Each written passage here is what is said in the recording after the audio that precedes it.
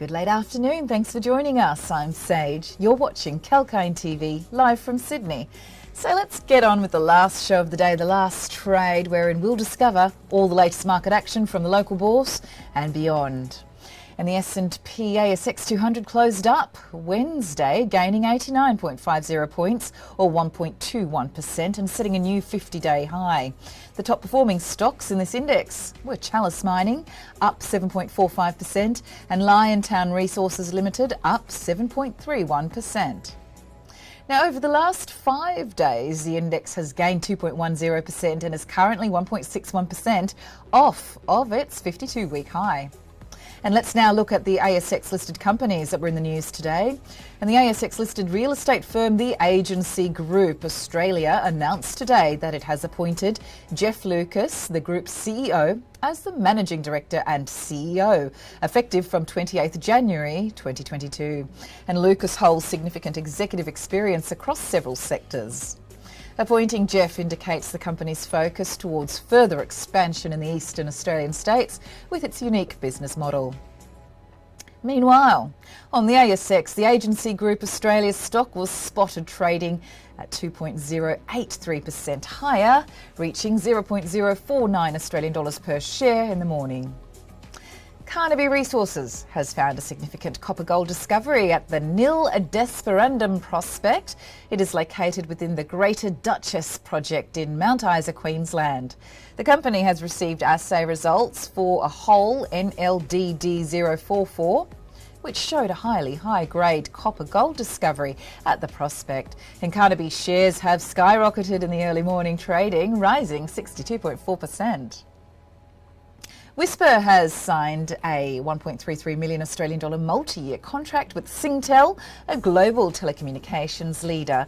And Singtel provides a portfolio of services in Asia, Australia, as well as Africa, reaching over 750 million mobile customers in 21 countries.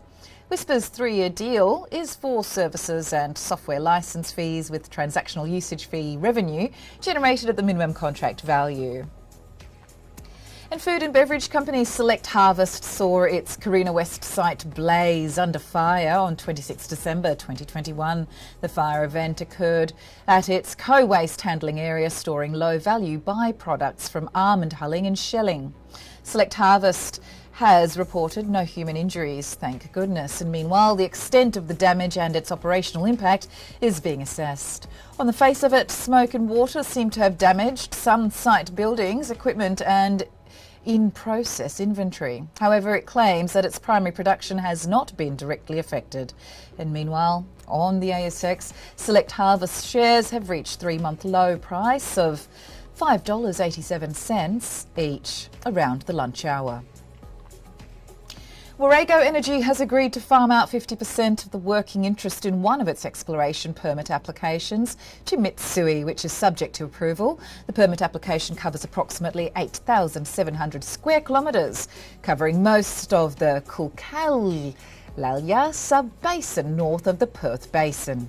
The company says the region covered is potentially the most significant onshore exploration permit in the northern Perth Basin, covering an area of 185 kilometres long and about 55 kilometres wide. And now, before we move on to the other updates, let's take a small break, but stay with us.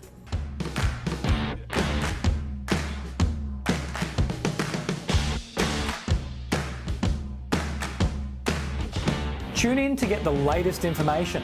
Whether it's about market movements or the currency graph, Sectoral coverage or industry news. we cover it all on our news segments.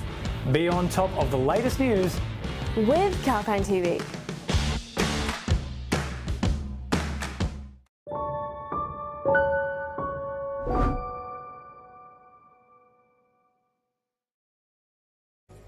Hello, thanks for joining us and welcome back. Moving on now to the Asian markets. And the Asian shares mostly dropped Wednesday as worries remained about the Omicron variant's potential damage to the regional economy following the mixed cues from Wall Street. Japan's benchmark Nikkei 225 lost 0.9% in the morning trading. South Korea's Kospi slipped 0.9% and Hong Kong's Hang Seng dropped 0.9%. The Shanghai Composite shed as well 0.8%. Compared to the US and Europe, Asia has few reported infection cases of the Omicron variant. Fears are growing. The Omicron will spread faster once it gets going. The vaccination rate is about 80% in Japan, but booster shots have barely gotten started. And a latest update on the COVID front. On a day where we were supposed to be watching Australian batsmen knock up huge figures, New South Wales stepped in with about 50 centuries, and since yesterday, more than 5,000 people in New South Wales have been reported as contracting COVID. It has brought the overall total for the state to 11,201 today. Victoria came in with the second top score of 3,767. There were 8 deaths between the two states, and 123 people are in ICU. Everyone seems to be throwing the towel in and letting the vaccines do their thing. New South Wales Health is contemplating cutting ISO times to 5 days for people who have COVID, but not the symptoms. However, most of the pressure is on PCR testing. And Queensland Premier Anastasia Palaszczuk has dropped that requirement for travel into her state from January 1st, and people will have to go for the rapid antigen testing instead. Global COVID-19 cases hit a daily record of more than 1.45 million infections. And thanks so much for joining us. That's a wrap, folks. Hope you found the market closing commentary informative. We'll be back on tomorrow live from Sydney as close as possible to 9:30 in the morning with the first report on the pre-market scenario, along with the important updates from the global markets to prepare you for your day of trading.